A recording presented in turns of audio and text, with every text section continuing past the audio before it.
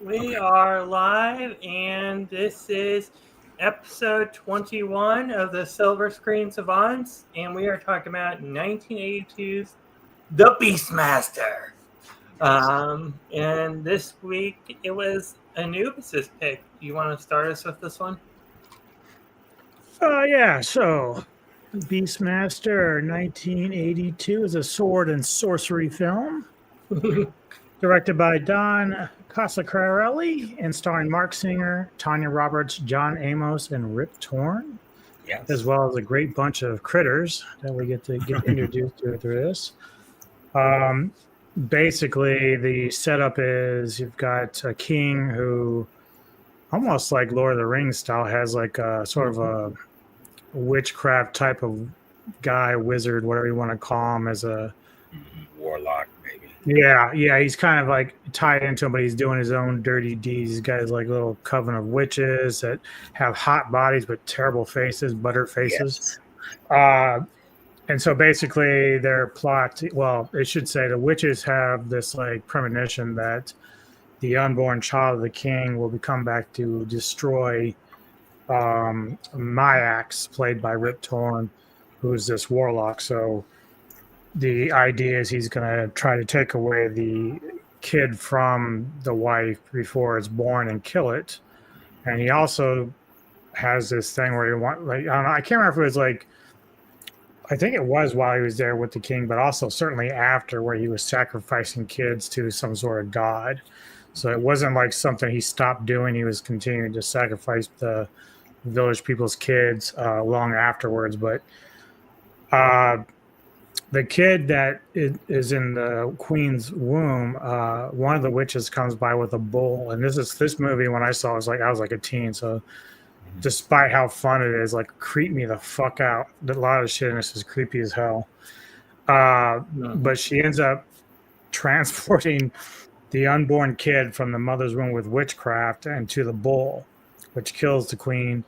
And of course, the king's sitting there, and they've been kind of like, there's some sort of liquid that keeps them from moving, paralyzes them or whatever. But he can't do anything, and he's been taken as like basically a prisoner at that point. But as the witch goes to try to kill the kid who they cut out of the bull, the baby, a gentleman comes by, and I'm trying to remember what his name is. I think they just call him Dar's father, played by Ben Hammer, but he's got this cool thing, almost crow-like. It's like a blade that flicks out, and he can toss it, and he hits her in the back, and then he kind of tussles around with her a little bit because they have a habit of living after they get hit. But fights with the witch a little bit, manages to kill her, throw her in the fire. She blows up, pretty cool.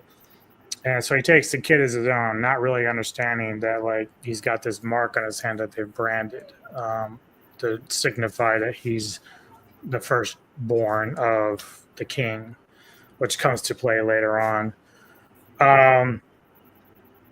But yeah, he takes him under his wing, and we get, fast forward to when he's probably when Dar is about like 11 or 12, and he's learning sword skills and stuff like that, and they're kind of fucking around with one of their neighbors, fucking with it, throwing the blade and fucking with his hat or whatever he's wearing. But you got a question for you? Yeah, that guy ends up getting attacked by a bear. And so this bear starts coming at Dar and his father, and I should say adoptive father. And so all of a sudden Dar like kind of stands his ground with his bear, and he's managed to, like, through telepathy, to get the bear to chill out and go away. So his father understands that he's got this special skill to talk to animals, which is a big deal. Then we get another fast forward to where Dar's a bit older now. He's probably in his early 20s or so. And so he's a big Conan-looking dude, Mark Stinger. And he's been able to kind of, like, hone his skills with animals a little bit. He can talk to, like, an eagle. He can see through the eyes of these creatures, like the eagle. And at that point, he has, like, a dog that's with him, a white dog.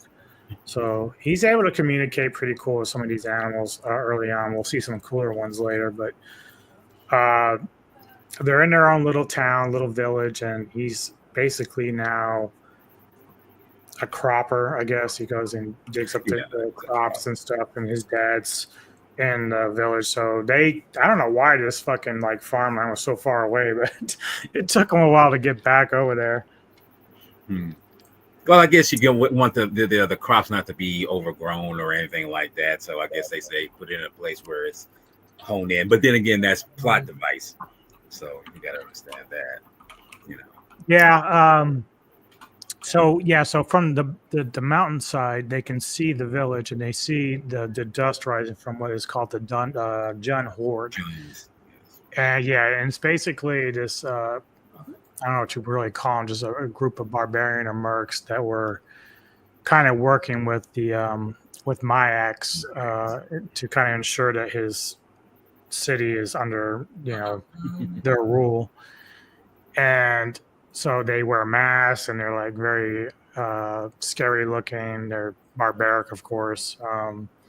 So they're attacking this town, and it's pretty much because Myax is still trying to make sure that this kid that was unborn, that was supposed to be dead, he's trying so hard to get rid of this unborn kid, or this kid that's supposed to be his doom, say. But so I mean, JEDI, you can pick it up from there if you want. I just want to add on to me, because that's the funny thing in this moment where he's playing with his dog, which is named Tobo.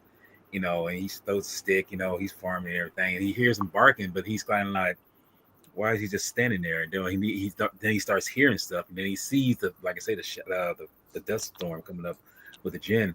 So yes, the jinn attacked the village. They pretty much rape and pillar. I mean, and can I just start by mentioning this? This movie had a little bit more nudity than I expected it to be. I mean, I just had to say, it's like, wow, I didn't expect to see that much in this film. But I mean, I wasn't denying it. But no, his adopted father gets killed, unfortunately. So in fact, pretty much everyone gets killed. And this is a moment too in this film that I gotta say I kind of really, resonate, because I had a dog one time in my life, but unfortunately passed away years later, and his dog saves him from, getting crucified by the jinn, the jinn. So the funny thing is you see, you can actually see the pulley system where it's pulling the dog pulling him into safety and everything, but the dog gets shot. He gets shot by an arrow, and he still uses all his will to pull him and save his master.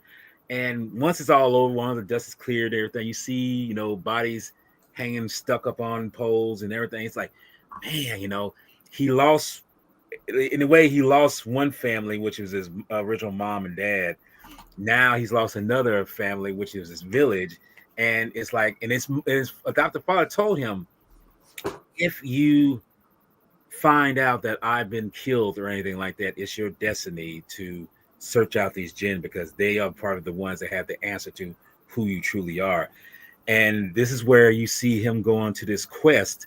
But you actually see that he can actually see things through animals' eyes, which is like is it an eagle or a hawk? I forget if it was a hawk or an eagle.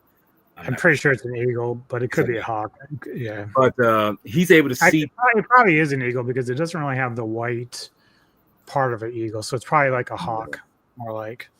So, but he starts this journey and as this journey progresses, I kind of love this film for what that does. It does a kind of a road trip kind of a feel motif, because in the midst of. No, I had to correct myself. It is an eagle. Oh, it's an eagle. They said often it refused to fly on cue, so they'd have to drop it out of an air balloon to get it to perform. Really? Yeah. Wow. That's kind of crazy. I did want to mention too, because after, of course, the village is killed, like he's the last. Mm-hmm. And if I ever bump into Mark Singer, I would ask him this question, because I'm always curious about how the interactions with the animals went. And so the dog you talked about, fantastic job, like how they made it look. So he puts the village in like a circle, then a line through, like it must represent their farm or something. So he then lays a dog on top of his father, because the dog passed away after pulling him to safety. But it looks like a legit dog, so I'm wondering if like they just kind of like knocked it out so he can carry it, or was it a fake one? Like, I'd be curious, because it looked so real. It's such a well done. I'm feeling that it's a real one. Of course, I could be wrong. I mean, like I say, they did have the ability to create, but the way the dog was interacting with Mark Singer's character and it's like, I'm thinking that's real. But I could, like I say, if you ever meet the man, God bless you. I'll I'll walk on your behind your feet and everything. Ask him that, because that would be kind of cool. He'd probably get sick of me, because that's all my questions would be about animals. I want to know about that tiger, man. That tiger was fucking sweet. And do you know about? Go ahead. This character. Yes. Yep. That's Ro. I mean, is it Ro? Ru. I think it's Ru. Ru. R-U-H. I don't know if it's Ru or Ra, or I don't know how you say it. Ru, I would say. Apparently there was four. But that's supposed to represent a panther, not a tiger. It's actually a tiger that's been painted black. Died. Yep. That, yeah. But But no, as the story goes, and it's kind of interesting too, just the juxtaposition, because me and Cypher was kind of mentioning this. This film came out the same year that another kind of sword play sorcery film came out, which we already know what it is, and it was more high. I think this was a more low budget version of that. But as he mentioned, this is his own entity. This is his own kind of film, and I feel like that's a good thing, knowing that yes, you had a film that's similar to that, but it's standing on its own morals, and I think that's what works out best for it. But getting back to what I was talking about with the the travel scenes and everything, he takes his father's old sword, he practices, swinging and everything. And like I say, that one scene where he's on a mountaintop and he's swinging the sword like he's doing around himself, I'm thinking Mark Singer literally had to have some training for that, because you can't just do sword play like that and feel like, okay, you're going to be able to do that right off the bat. No, you got to learn these things. Because same with I'm just going to say it, Mr. Arnold Schwarzenegger, he had to learn sword play in that film with Conan. He had to learn how to do that. He didn't know how to do sword play. I'm pretty sure Mark Singer had to do the same thing. So with that being said, like I say, he's practicing, he's doing all these things. So as I mentioned before, he meets up with different characters along the way. We're talking about the furry kind, and two of the most annoying ones come up was these two ferrets. I gotta say, yes, these two are, and see, at the time I didn't realize they were male and female at the time. Yes. But they're elaborate character. They're collaborative characters, and they come in a real great handy aspect of what they're doing, because you think like, oh, they're small things. They can't really do anything, but they turn out to be one of his greatest assets in his adventure, because you'll know what happens at the end with one of them, but we won't mention it right now. We'll wait till we get there. I like how he said that. I can't remember what he said about the eagle, but he was like, "I have my eyes, the cunning, I have the strength," and then I forget what the eagle was representing, but his eyes. He was neat. It was neat how he was kind of approaching how he's using them in different ways, which is really cool. See, and I love that aspect. It's like he has so many things blocked around him. And it's like he can see things, hear things, and be observant without having to go anywhere. It's almost like he's kind of a godlike sense of what his approach of everything. But he's not trying to do that. He's just, like I say, he's very observant with these things. So. Yeah. Sorry. Sorry. Okay. Whoops. Things fall. Sorry about that. All good. Anyway, but like I say, he goes on these travels, and like I say, he meets all these little creatures and everything. And I think this happens before or after. This comes before. He meets oh my God, Tanya Roberts. Oh Lord, she's bathing with another girl, and this was oh my God. I was like, wow. It's like, this is what I was mentioning before about, and I think this is my first introduction to the actress Tanya Roberts, because I don't think I've ever seen her in anything before this. And just to give a little side note, the director wanted Demi Moore for this role of Kira. I think it's Kara, the name of Tanya Roberts' character. He wanted that. Actress Kira. He wanted that actress to play this role, but the producer outruled him. So, we got Tanya Roberts, but I don't think that was a bad choice, because Kiri. Yeah. She does a damn good job. And like I say, when we first introduced her, when we see her, Harl or Glory, I was like, yeah, as you mentioned before, yum. I was like, okay. And look, I saw this when I was a teenager, so yeah, I mean, there were some things that scared me, but that definitely gave me, it's got me excited. So I was like, it's not gonna be too bad. But this was Dar, his introduction to her, and he uses raw to kind of like shoo him away to scare her, so he can introduce it to her, and everything. So it's he's a typical male. Almost a player, man. That's what I was gonna say. He's a definite player. I mean, let's be honest. He's like I said, when he's doing this, say, "Raw, get out of here." It's like I'm like, brother, are you serious right now? I mean, you really. And then the cat's not even cooperating. Keeps coming back. He's like he's trying to get the fucking get away. Go away, man! I got my move. I'm like, you're messing up my mojo here.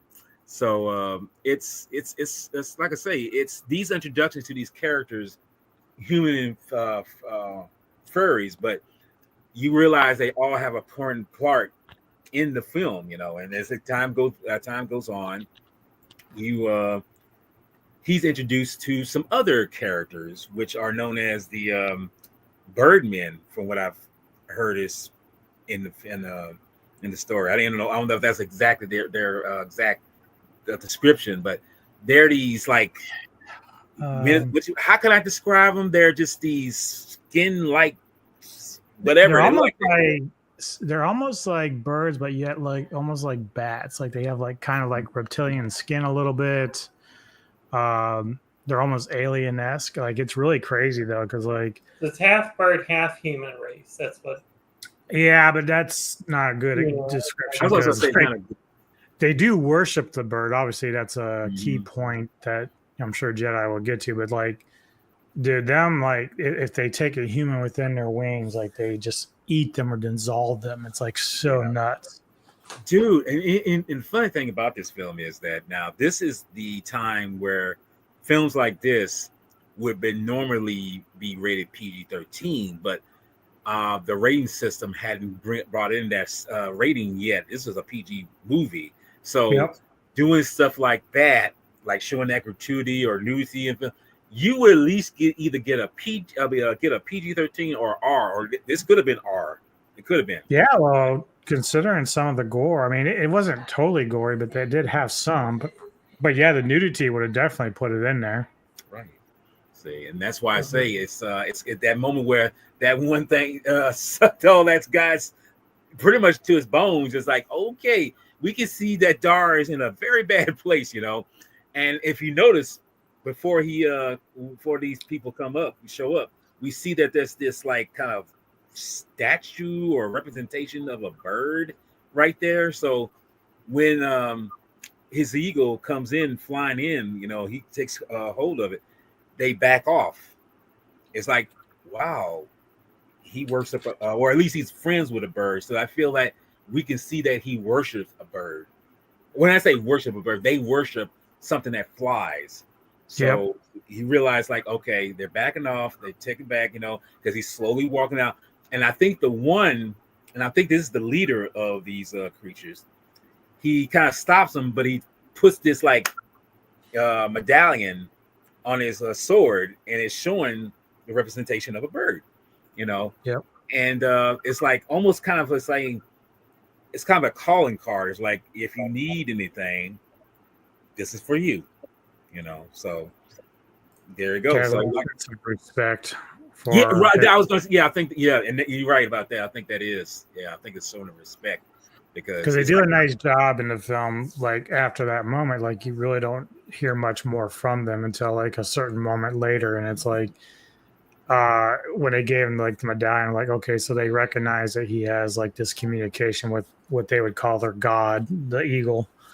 So they're kind of like, yeah, we're gonna let you go. We're not gonna eat you. So here's this to represent that you are like kind of one of us, even though you're not one of us. It's like one of those things. Yeah, but I mean, I think it's brilliant, though. I mean, and that's one thing about this film. It's a little under 2 hours, but it actually has a good pacing to it. Considering where they're doing. So this is where we keep on traveling, and we think like we're not going to see Tanya Roberts' character again. We're not going to see Kira again, but we will. This is where we're introduced. Secondly, to my man, living legend, and rest his soul, Mr. John Amos. I mean, dude, can you not say this man was buffed in his prime right here? I mean, he was like, I'd say like 40. He was like in his 40s, something like that, But he was, like I say, he looked badass, and he was looking pretty, tough and everything, Mr. the Good Times. It's kind of funny too, you think to yourself like, wait a minute, this is the father from Good Times. He's in this shit, Hey, you went to that. I was going to fucking McDowell's and Coming to America. I kept looking at that the entire time. That's what I kept saying. It's like I'm waiting for him to put the hat on. And, oh my god. Oh no, but it's so fun. It's because that's one thing I can say about actors and actresses. It's like you never know what parts they're gonna be put in and what they'll really bring to the table. And like I say, him coming in here, well, this is not his first introduction. We see him earlier in the beginning where he's the pretty much the soldier to the protector to the king, But I guess like anything, if his king has been robbed or dishonored or anything like that or killed, it's like, well, he has to be like a Ronin. He has to follow another trail. So no, but he's met up with Dara's met up with him, and what was his name? His character's name? I'm trying to remember. It's, I don't want to go by James Amos. I want to say his name is Seth. It's Seth. It's Seth. Seth. That's what his name is. Seth. Seth, and he meet this other person named Tall. This boy that's with him, and when they're first introduced to them, when Dara meets up with these two, they've already captured somebody that's fallen into a hole, which was raw into the pit or whatever. Yeah, anyway, like one of the cultists. Yeah, one of the cultists. You see when they meet up, when Seth and Tar meet up with Dar, you see where they have these pose, and they do this synchronization of their pose, saying like, "You want to try it? You want to come at it?"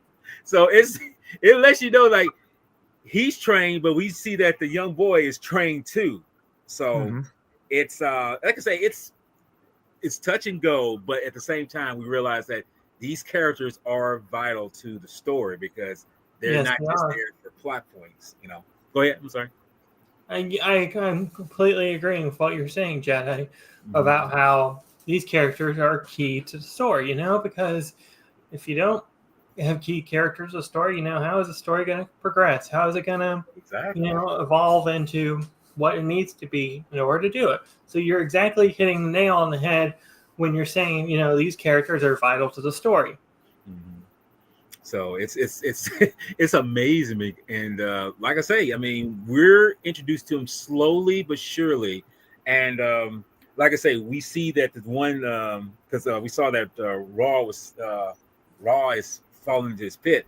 They help him get his friend out, and you see how stern Seth's expression is, where they get this tree trunk, and it's like, lift up. Like, wow. Yeah. It's like, it's like, wow. It's like, you don't have to say nothing. You just got to give it up.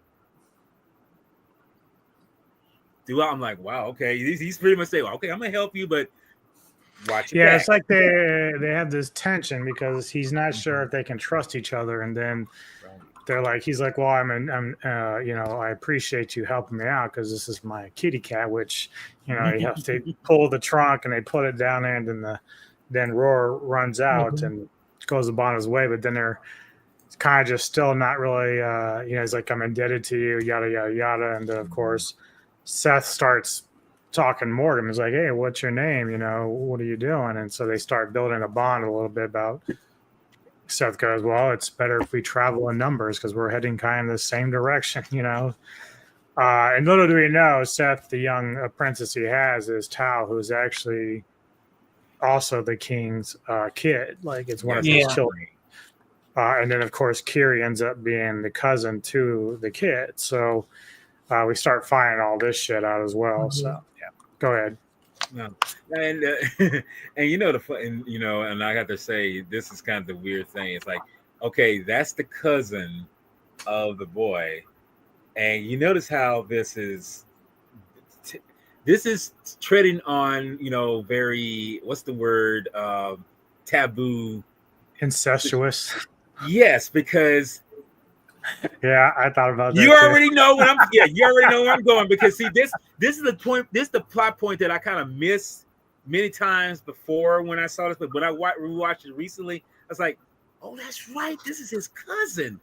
They never address it at all. No. Like, they only address it towards the end when Seth actually confronts him about it, but he never tells her or anybody else. I'm like, dude, come on now. I was like, no, we're not. Like I say, that's not mix the bloodline. I mean, that's remix the bloodlines here. You know, I was like, okay. For those that are confused, Dar is the first child from the king, who even the king thinks that he's gone dead. Like, he does not even think it exists. So obviously Tal doesn't know and Kiri doesn't know, but we as the viewers, we know. We know this. So that's kind of messed up, but yeah.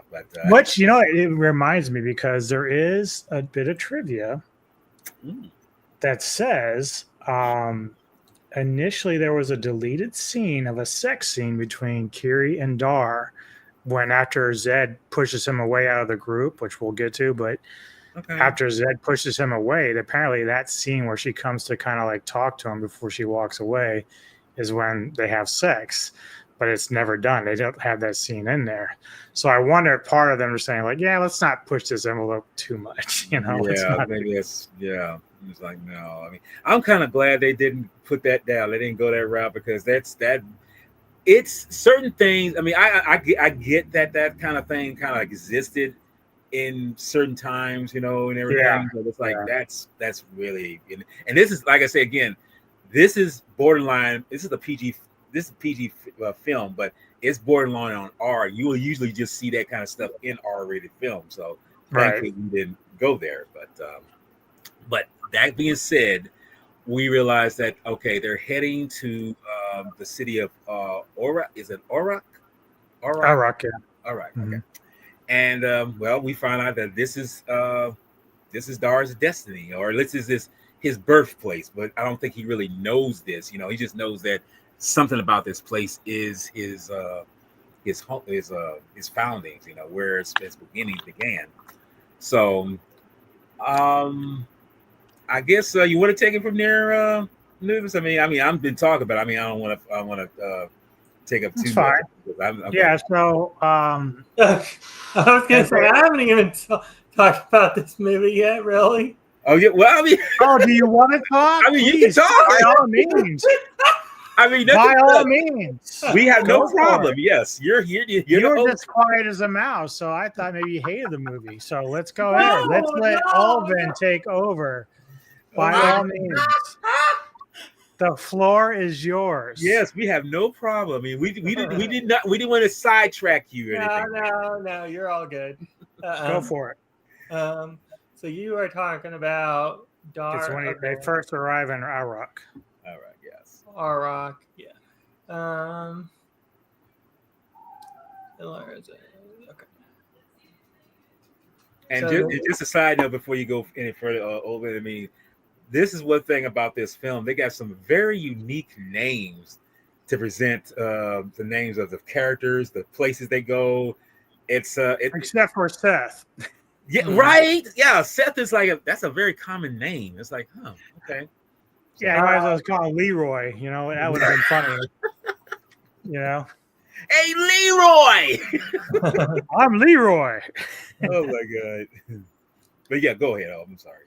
So we are talking about where he arrives at Aurak, where Mayax had assumed total control with the Jun support. Yep. Mayax has taken the children. Yeah, he's basically sacrificing them. Yeah, he has taken the children of the townspeople to sacrifice to R. I was looking something up about the eagle earlier, and let me find it because somehow I didn't like that scene because that's, you know, we get introduced to this other character. I was going to say the eagle is a god character. Yeah, it is the it's some. So I didn't know this. I had to Google this, and I found this site. It's about the Beastmaster. I don't know if it's related to the TV show. I don't know if it, but apparently Serac was once a man. and he got cursed and all this stuff. I don't know if it follows the TV show or not, but I Googled that and I came across a site and it talks about it. Yeah. I think this show was. I think they did have a plan to make a show out of this later. I mean, I know there was like 2 sequels after this film. That's the one thing. Which they did a sequel, and then they did have a show, but because Don Coscarelli did not keep the rights, he didn't have any involvement with that. So that's probably why those turned out sucky. Yeah. if just anyone who's watching, if you ever decide to watch the second Beastmaster, I would say please exempt from that because you'd be doing yourself harm. It is maybe the third one you could watch, and the only reason I say that, Tony Todd is listed in the third one with oh, I wouldn't have known that. See, that's what I'm talking about. And I've never even seen the sequels, so. Well, bear in mind, like I say, you spare yourself some pain because trust me, the second one. The problem that you run into is that when you have a movie like this that's actually very good, but it's low budget, anything after that is going to be worse because this only made like $14 million and it would cost $9 million to make, which is pretty good. So whatever budget they took from this, if they even used any of this for the other stuff, is a lot lower. Like it just isn't going to be worth it. I mean, Tony Todd's great. Don't get me wrong, but like sometimes he can't save a really bad movie either. No, he's not that strong. But continue, Open. Yeah. After Dark Impel Serac. Is that how you say the Eagle's name? I think Serac? Yeah. Serac. Okay. After Dark compels Serac to save the child of a townsman named Seiko, he learns that Kiri is to be sacrificed. On his way to save her, Dar is joined by Zed's younger son, Tal, and his bodyguard, Seth, and learns that Kiri is Zed's niece and has a free word to save her.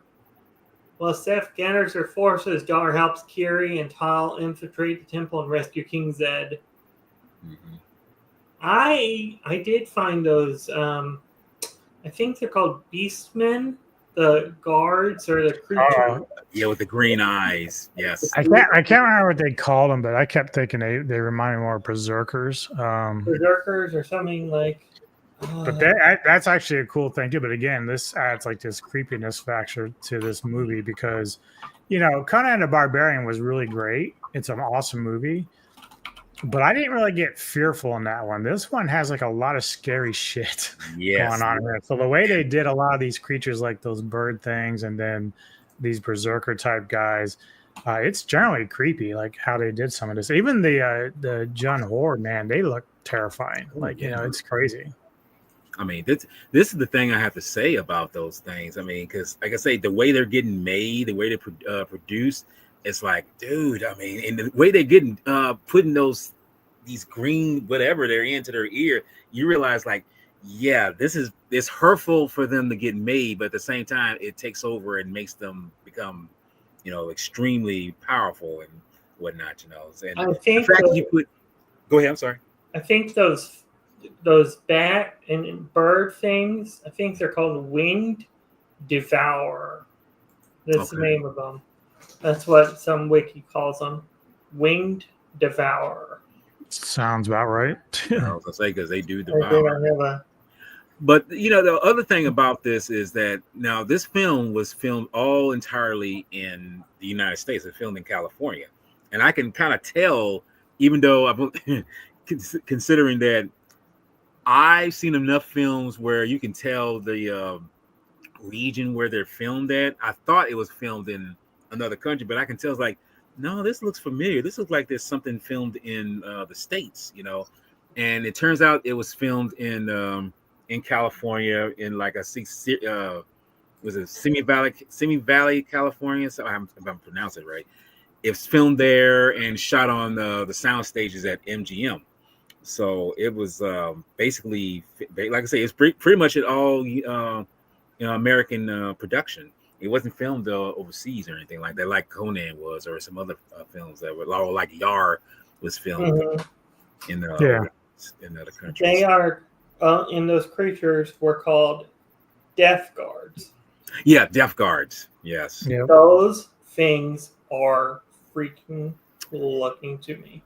They are very terrifying. I gotta say, I was a kid. I mean, like I say, I was a teenager seeing this. But let me be honest with you. I mean, you said yourself, Anu, is that this film actually had more scare factor than you think it does. I can honestly say, when I saw those things, I was like, okay, it's like, dude, you better run faster than Speedy Gonzalez or the Roadrunner, because these things they're gonna catch up. They're gonna be brutal what they're doing, you know. That's what made it funny with those cultists that were chasing them after a while. It's like they were at that door, and then that berserker comes out, and they were terrified of that thing. And the fact that it's funny how you got the point of view of it, you know, when it comes at him, and it goes right to the wood guard that's right by his. It's like that's so damn funny, you know. I like how Rue also gets some of the action as well when fighting these monsters, creatures. He's got that ferocity about him, and I think that just makes it unique and fun. I do like Poto and Frodo, or whatever his name is. I got parents. It's like Frodo and Poto, I think. Kodo and Poto. Kodo and Poto. Yeah. I think those are some cool creatures as well with this. Oh no! Well, they're ferrets. Yeah, apparently because they aren't very easily trained, they had to use like 25 of them and coax them with food to do whatever they wanted to. So, but you know, it's funny because going back to when Dar met them, they stole some of his clothing, so he was chasing them. And he slipped into that quicksand. So he was able to communicate with them to kind of break a branch and chew it and bring it down. But then one of them fell into the quicksand, and he's like resting there. He's like, wait a minute. So I'm like, I get traumatized with that. I'm like, man, get that fucking ferret out of there, man. Right? I mean, because again, it's a real ferret. It's not fake. Yeah. So I don't know how they did it, like in terms of the realism. But man, I was like, is anybody gonna grab that ferret before it drowns? Like, what are you gonna do here? And you gotta take into consideration. See, it's different, but back then than it is now with the license of animals. I mean, I can give you a good example with what was that film, that Western Heaven's Gate, where they literally killed some horses in filming on that set, and this is where the animal rights activists, they really got heated by that. It's like, dude, y'all can't be doing that. I mean, like I say, it's one if you harm humans, but you harm animals. Okay, we're coming down you like a fucking hammer right now with that shit. So it's I mean, I feel like they went as far as they could to film certain things with especially with the fairs, because I'm kind of like what you knew. It was like, man, don't let this thing drown. Don't let it don't do that. So it's very, and in fact, I think at the fair end of the film, there's a thing on it saying no animals were harmed in the making of this film. So I was like, that's good, Yeah. But I wanted to add real quick with the introduction of the death guards, this one scene in here where there's a witch that's involved in this scene here. Can I just say this is like one of the hottest scenes, even though the witches, as you said, messed up faces, but the bodies, it's like, dude, wow. And they had bodies of like 20, 21-year-olds or maybe even younger, but like gorgeous bodies. But then you just get to the faces and they're all kind of like, it's either a mask or some sort of like scarring, because like it just monstrous faces. Like they didn't look like hot chicks. So like you're saying to yourself as a young man, you're like, if I just put a bag on your head, right? Put the bag. Okay, but no, there's one scene where she blinds Dar, and she actually moves up the wall. I don't know why, but dude, that kind of turned me on for some reason. I don't know why.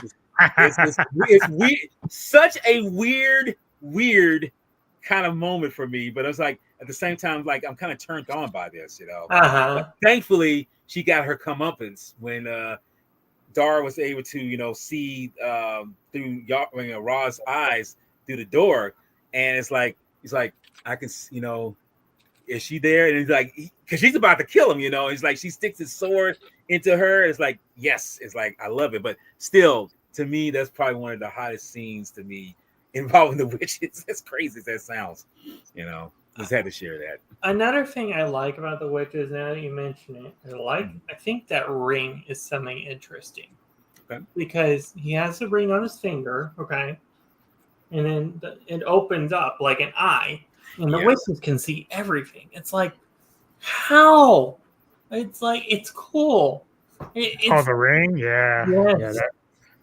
Again, that's another creepy factor, though, because of the music and how it operates. Like, you're not really paying attention, which is cool when Seth actually catches it and he's like looking at it. Yes. And when he does catches it and he sticks the folks sticker metal into it, it's like it sticks one of the witch's eyes out. I was like, dude, damn. That to me is so. And again, this is the same film that came out that's kind of weirdly representative of what Conan was. But the thing about it is, Conan had his graphicness, but I don't know why, but it seemed like Beastmaster had a little bit more brutality in terms of what it is. I mean, and it's, like I say, it's a PG film, whereas Conan was R. So I was like, that's kind of weird how these things, play out like that. Yeah. Getting back to this movie, an obstinate Zed leads his forces to attack the city despite the prudent warnings of Dar, who leads the group in anger. And I think this is right here is where the ring gets destroyed or something. Well, this part, because this is what we talked about earlier. It's kind of on their plan. Yeah, so Zed he wants to take back his city. Yeah. Now he's blind. He can't. He's old and he's been malnutrition, so he doesn't really have a lot of power. And a lot of the people around him are other soldiers he used to have. So even Seth was one of his right-hand men back then.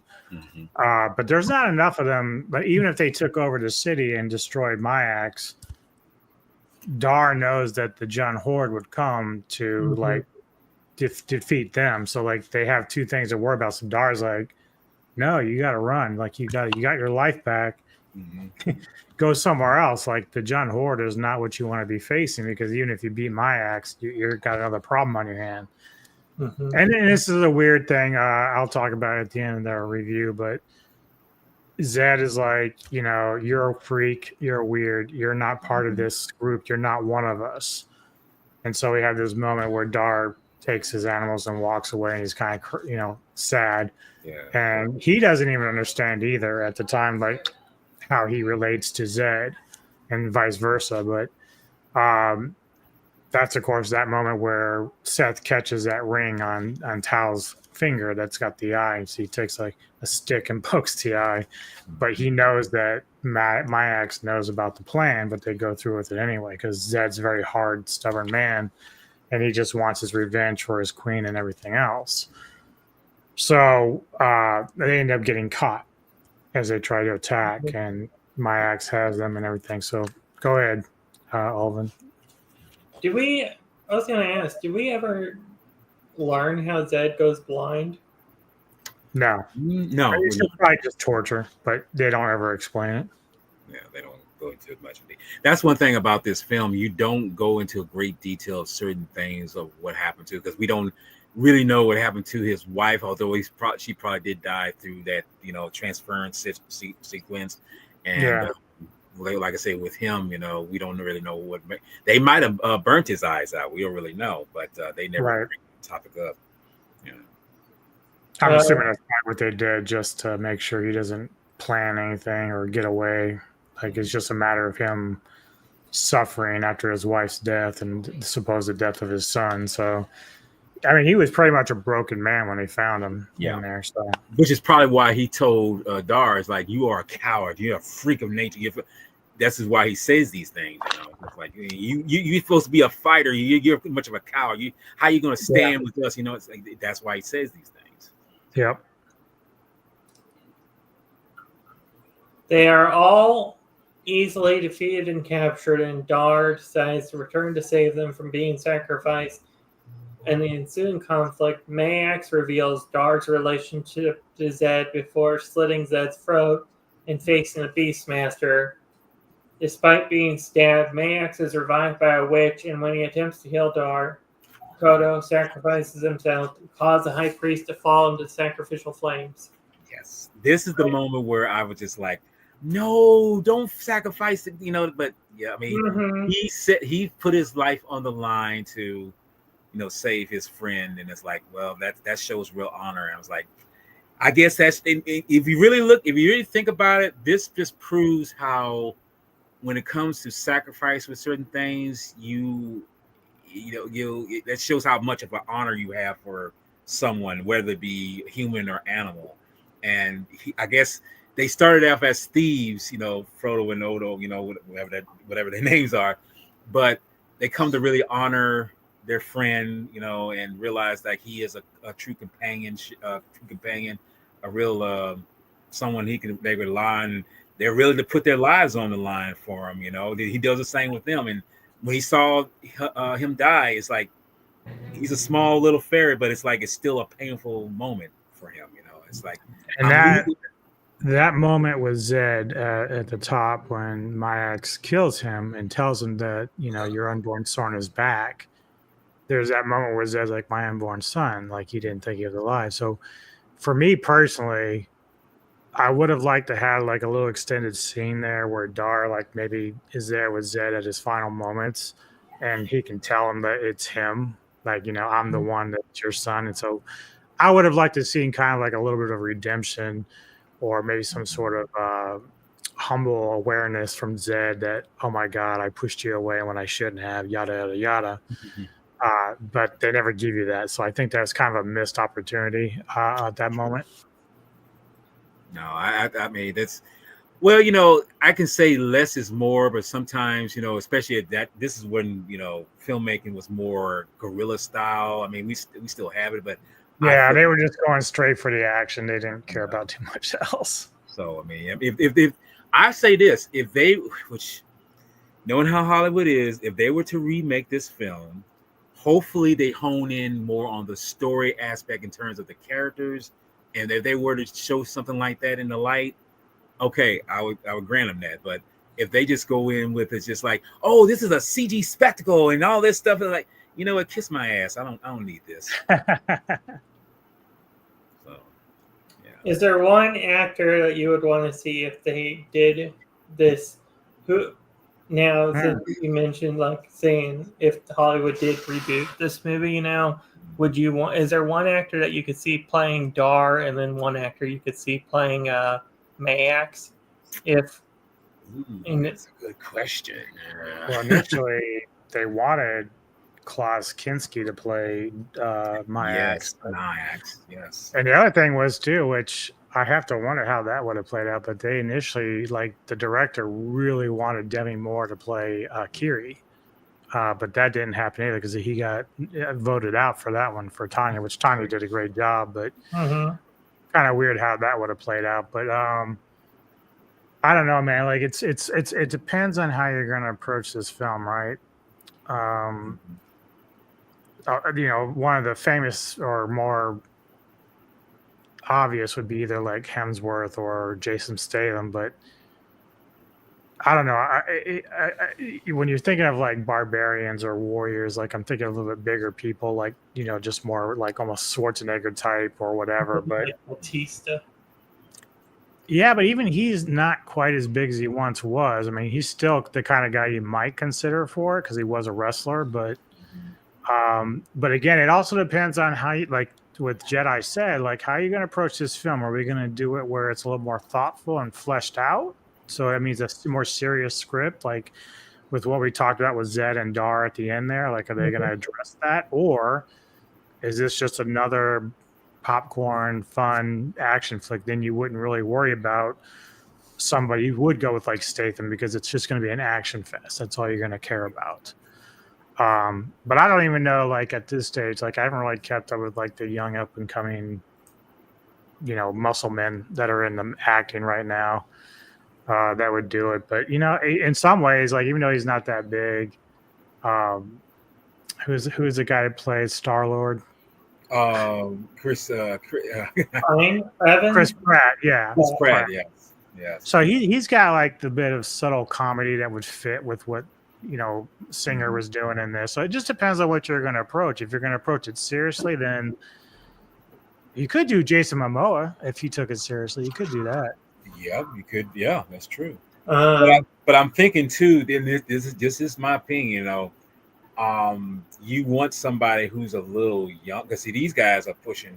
In fact, right, at 40 and 50. So you definitely want somebody who's a little younger, who's like between 20 something and 30 something. So it's a balance of that. And I would think they would have to definitely have some good acting chops, but at the same time, who's like built like a gorilla for that job. I mean, not necessarily a gorilla, because Mark Singer is he's about the same height as Arnold Schwarzenegger. He's just not bulked up. Yeah, he's not as thick. Yeah. So I mean, it depends on their acting. Yeah, you don't want him awkward or clunky, so he would have to be a little bit thinner. But I mean, I don't know. Hemsworth could, but I don't know. He's getting old too, so it That's depends. What I'm saying. So yeah, I don't know. It varies. I mean, it's knowing, but in the end, knowing how Hollywood is, we know that it's inevitable, because they've done Snow White, they've done Psycho, they've done so many other classics. So a name just popped in my head. If they did Mayax, Keith David, I could see as Mayax. Who? Keith David, the villain. Really? Mayax. I just spotted that. Like, David has the range. I mean, he's a voice actor, so he can pull off those menacing, dark, evil roles. I mean, look at video games. He's played the Arbiter of all people in the Halo series, and he's even been Spawn in the animated. Well, that's voice acting. So we're talking the guy from The Thing. Okay, okay, I can probably see that. That would be different, because and I'm hoping people would not jump to saying that, oh, we're doing this woke thing where we're switching races and all that. I don't think it would matter in this case. Yeah, that's what I'm saying. I mean, but I could actually see that. I can see that. I can see Anya Taylor-Joy as Kiri. Yeah, actually, no, I can too. Now, truthfully, I could too. Yes. She'd be very good. Or you could get I don't know. Could you see Haley Stanfield pretty in that role? Most definitely. Yeah, most definitely. So it's which brings me to another thing. Like, what if someone like Edgar Wright took this on? That, oh my God, that would be an interesting topic for a what if you did. Yes, that would be an interesting approach with that guy at the helm. Because Edgar Wright I can say Edgar Wright has been so screwed over in so many things with Ant-Man and some other projects, and it would be delightful to see him try that if he was given the opportunity. But I mean, like I say again, whenever, right. So no, did you say Edgar? Okay. Oh no, you said Edgar. Right? Said the director. One of Shaun of the Dead, right? Yes, director. Yes. Yep. Mm-hmm. Anyways, the victory is short-lived as the Jun horde approaches. Auric, arriving by nightfall to face the trapped Dar and the people set for them. Mm-hmm. Tal is wounded as Dar succeeds in burning most of the Juns alive while defeating their chieftain before the Birdmen arrive to consume those remaining.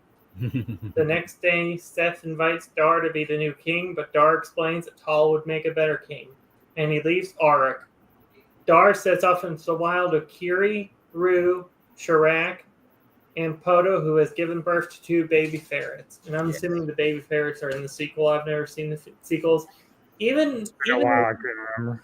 Even though you say the sequels aren't good, I might want to see what I mean, and I'll put it like this: I'm not. If you want to take the suffering onto yourself, I'm not stopping you. Yes, knock yourself out. I'm not saying to take the suffering. I'm just saying,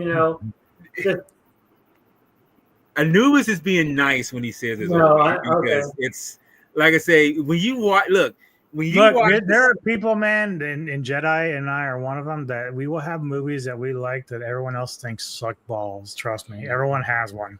yes, So I always say to people, like, you can watch anything once. You may or may not like it. You may end up watching those sequels and actually like them. yeah.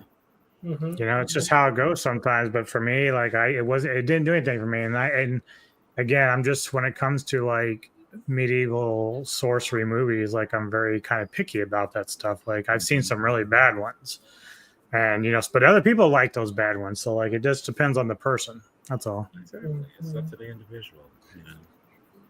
Do we want to go in for the review thing? Yeah. For this movie. We can do that. We can definitely do that. Yes. The ratings. The rating. Rating. Final thoughts. Rating. I'll give mine. I'll definitely give mine on this. One thing about this film, because I remember when I saw this back in '83 when it was on HBO, I didn't see it in the theater. I mean, I'm pretty sure my mom would not let me watch this in the theater because she was very motherly, and when it comes to me watching it. This film was a delight.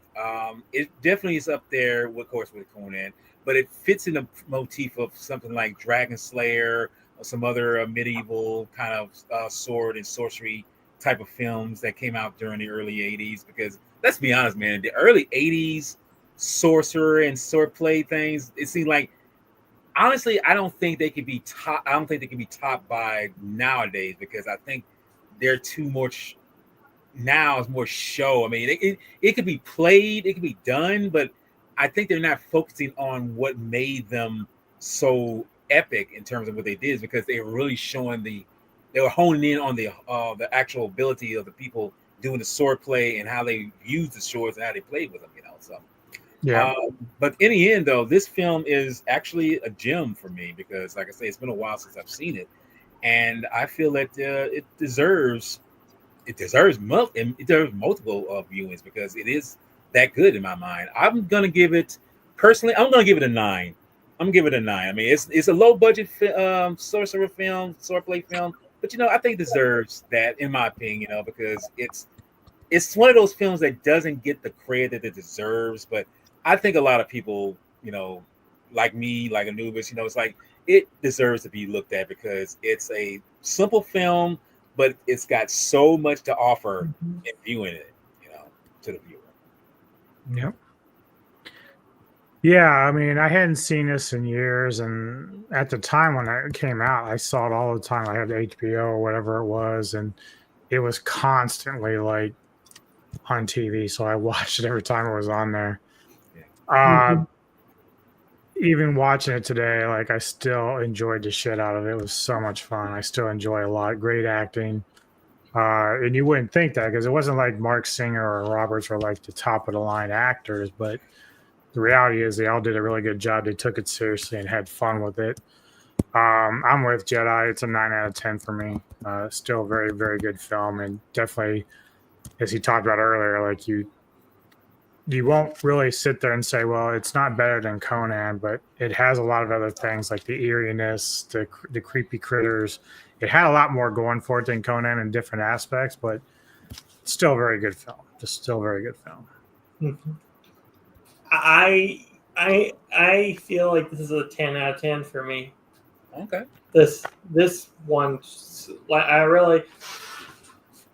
Okay, so having seen this for the first time, also, I really enjoyed this movie. I enjoyed so much. I actually bought it today when I'm watching the movie on digital. So I know my family, my dad hasn't seen this, so I'm sure I'll show him sometime.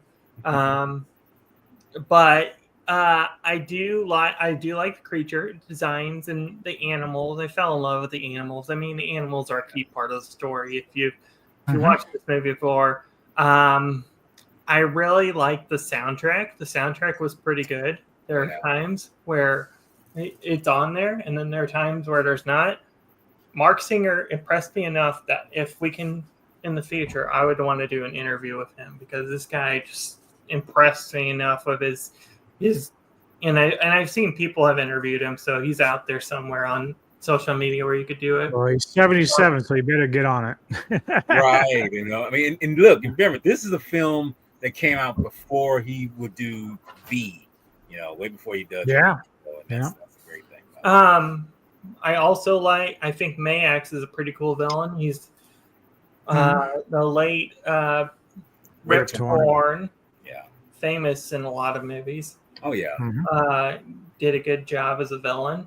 He's kind of like that eerie, dark, mysterious kind of like sorcerer kind of villain type. Kind of like in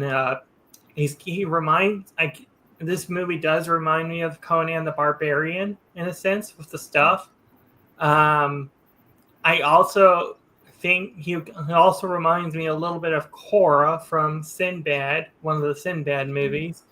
I can't think of the name of the Sinbad movie right now off the top of my head, but I think it's the Golden Voyage that had what's his name? Tom Baker in it.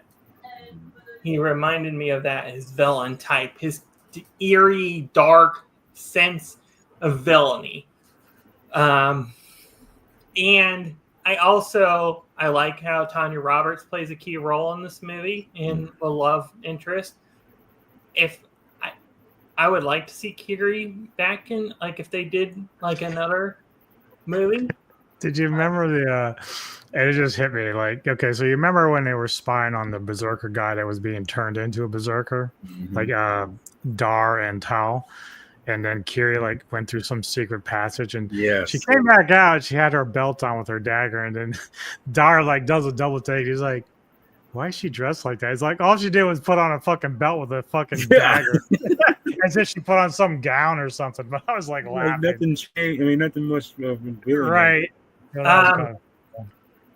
But yes, overall it is a 10 out of 10 for me. These animals, these creatures, all stuff. This is I hope Hollywood doesn't reboot it. I mean, we're going to see a movie as well to see what design features, what the creatures and stuff would come up with. Make it different, make it fresh, make it unique, I'm mixed on that feeling, but I mean overall it is okay. Cool. Nice. Upcoming content. Do you want to start, JEDI? Yeah.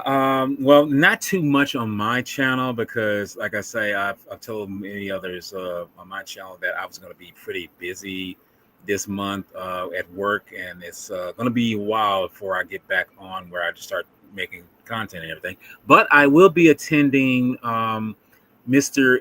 Entertainment headquarters Kevin Lambert's next Saturday, where we'll discuss the Lethal Weapon series, which I feel like will be a fun little take on talking about that, because those are films that are pretty much classics now. I mean, well, let's be honest, they're nearly 40 years old, so it's like I think they need to be talked about. So I'll be on that next week, and other than that, that's pretty much it. Because like I say, I won't be having any content coming out until maybe middle of September, something like that. So yeah.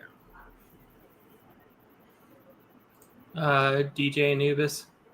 For me, I'm probably filling in some stuff. I know Monday, Neko and I will be doing another Cultureverse mindset, just talking about entertainment stuff, a little bit about the passing of Ozzy Osbourne and Hulk Hogan.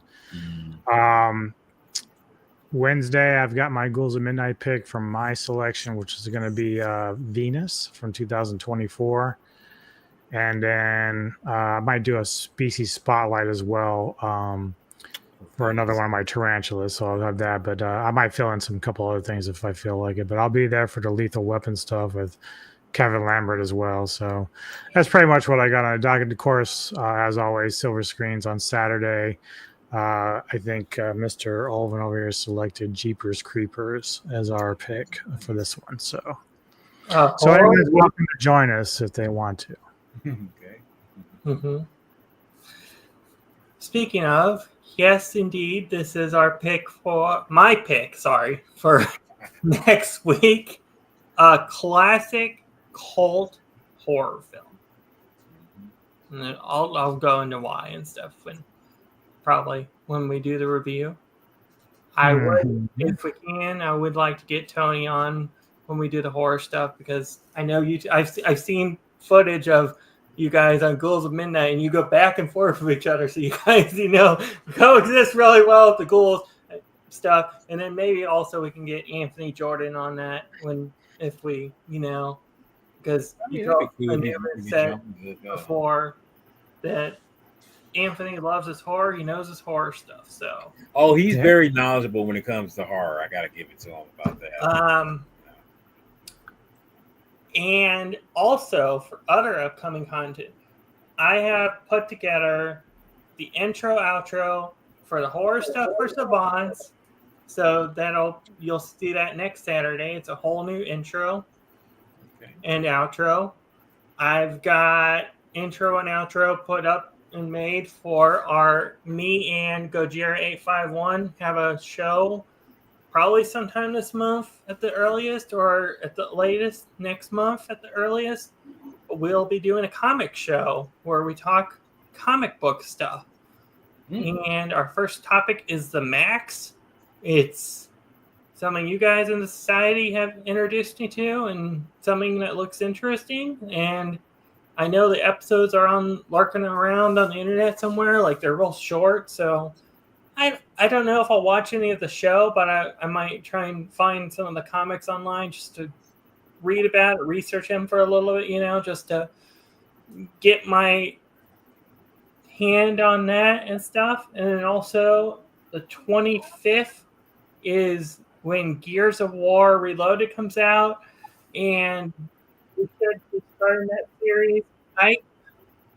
We might start doing that on the weekends, on Friday or so, because my availability, I work Monday through Friday, so Fridays would be, or some other night when I'm off work and when I'm home and stuff. Maybe we might do it then. I don't know. I have to go through my schedule and stuff, because I just started the other day working on the intro and outro for the Tokusatsu stuff that's coming on the channel. So I have been busy. You've been busy, yes. Intro, outro, thumbnails, all this stuff. It's a lot of work. Busy. It's keeping me on my toes. I for sure want to get Tony and Anthony on next Saturday. Maybe Anubis can talk to Tony and see if he can get Tony on with us next Saturday also. I might try and reach out to Bobby and see if he can't get back to you on the email or something. Message, so that way, kind of restart, or because I would love to get that interview done. Floor is open for anything though at the moment. Yeah. But this has been Silver Screen Savants, episode 21. All links are in the description, so if anybody wants to check out the channels, they're all in the description. So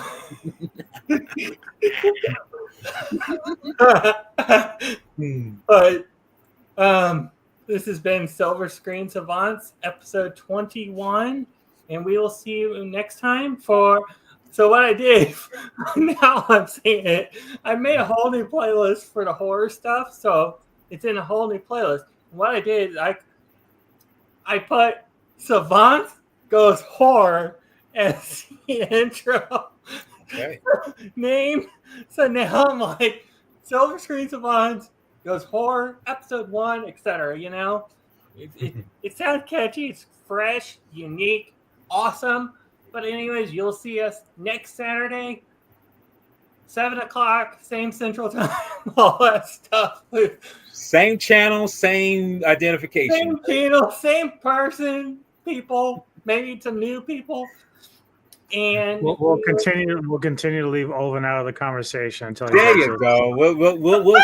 We'll continue the comments and continue the commentary, and that will be We'll run the show for him. But in all seriousness, same channel, same new awesome reviews and stuff. There you go. This has made definitely my top 10. In fact, Beastmaster of new movies so far. So we'll see where it falls at the end of the year. Like Anubis said on his unboxing stream the other day, do what Mr. Tony does, and new movies that he's discovered in the year. Yeah. Do that if you like your top 10 and stuff. So that's what I'm going to do. I think people will be kind of interested in what you discovered on your own this year through the different collaborations and stuff. So, see what you like this year and then make a top 10 and then talk about it. Just let people see what you thought. Uh-huh. It's not that hard. But this has been Silver Screen Savants, episode 21, 1982's The Beastmaster. We will see you next Saturday for 2001's Jeepers Creepers. Yeah. Okay. Peace.